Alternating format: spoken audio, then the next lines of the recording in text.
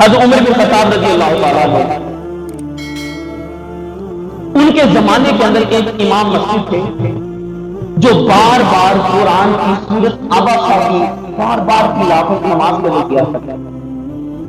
قرآن کی سورت عبسہ یہ 30ویں سپارے کے اندر بار بار تلاوت کر رہے تھے، بار بار تلاوت کر رہے تھے۔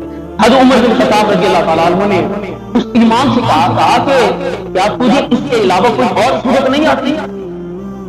ہر نماز کے اندر اگر میں ہر نماز کے اندر قل ہو اللہ بھی پڑھتا رہوں اور بندے مجھے کہیں یار آپ جی قل ہو اللہ کے علاوہ کوئی اور نہیں سورت آتی، تو میں کہوں گا بھائی آتی ہے لیکن مجھے قل ہو اللہ سے بڑی محبت ہے۔ یہ اپنا انوکھا انداز ہے، لیکن سورت عبسہ وہ بندہ بار بار پڑھ رہا تھا۔ عمر بن خطاب رضی اللہ تعالیٰ عنہ نے اس سے فرمایا، کہا تجھے اور سورت نہیں آتی؟ کہا کہ آتی ہے۔ فرمایا کہ پھر بار بار کیوں پڑھتے ہو؟ کہا میں اس لیے پڑھتا ہوں اللہ نے اس سورت کے اندر اپنے محبوب کی ڈانٹ ٹپٹ کی۔ کیا کی تھی؟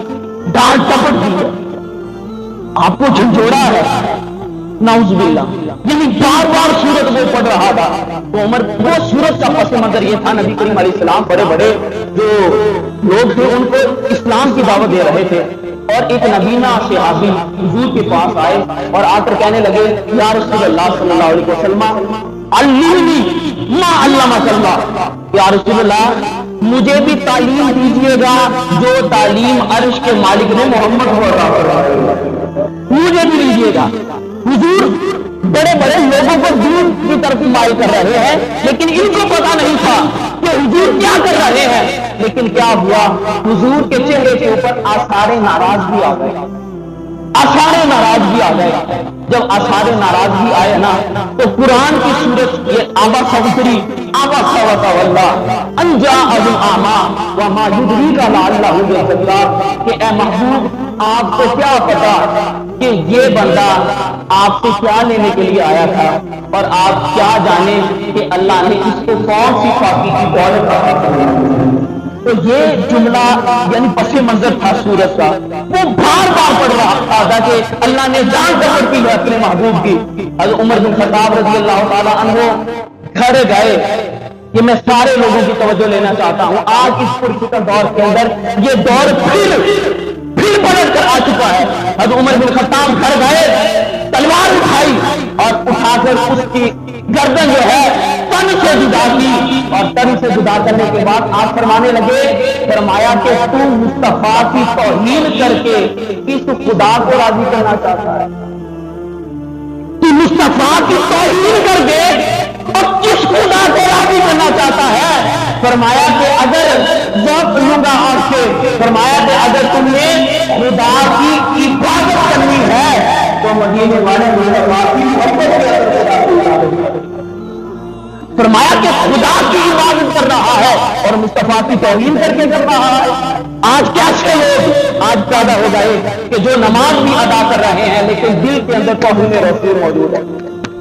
آپ مانے جانا مانے، ڈاکٹر کو جانتا ہے، حکیم کو جانتا ہے، بزنس مین کو جانتا ہے، لیکن اس بات کو یاد رکھیے گا مسجد کا امام مسجد کے امام کو جانتا ہے، اور لوگوں کو نماز پڑھائے توہین رسول رکھ کر، نماز قوم کو پڑھائے توہین صحابہ کر کے، اور لوگوں کو نماز پڑھائے توہین اہل بیت کر کے، اور قوم کو نماز پڑھائے اللہ کے ولیوں کی توہین کر کے۔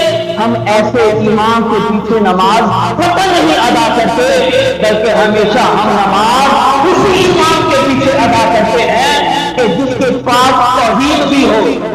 اب تھوڑا سا ٹکڑے ہو جائے، ہم نے اس امام کے پیچھے نماز ادا کرنی ہے جس کے پاس توحید ہو، جس کے پاس شان مصطفیٰ بھی ہو، جس کے پاس شان صحابہ بھی ہو، اور جس کے پاس پنجتر پاک کی بھی محبت ہو، اور جس کے پاس جو ہے اللہ کے ولیوں کی محبت بھی ہو۔ یہ 5 چیزیں آپ کے پاس ہونی چاہیے۔ اس لیے یہ نہ ہو توحید لے کر توہین صحابہ نہیں، توحید لے کر کبھی توہین اور آل رسول بھی نہ ہو، اور یہ بھی نہ ہو کہ آپ توحید بیان کر کے دل کے اندر اللہ کے ولیوں کا بغض رکھیں، بلکہ نہیں، جب بھی آپ نے نماز ادا کرنی ہے تو سارے لوگوں کو محبت لے کر نماز ادا کرنی ہے۔